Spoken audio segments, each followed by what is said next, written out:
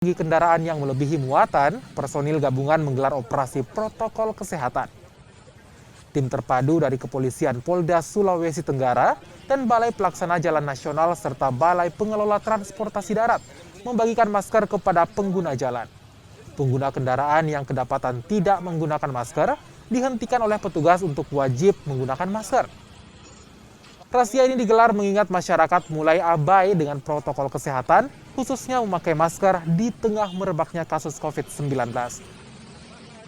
Razia serupa terus dilakukan terkhusus di pintu masuk kota Kendari. Jadi di samping penegakan hukum kita harus melaksanakan juga yang simpatik. Yang simpatik itu kita dengan pembagian masker kepada seluruh pengguna jalan ya. Pada pengguna jalan jadi agar masyarakat terbiasa dengan 3M ya.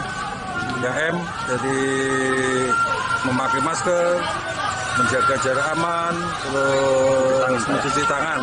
Karena untuk pencegahan penyebaran COVID-19 di mana di provinsi kita melonjak juga untuk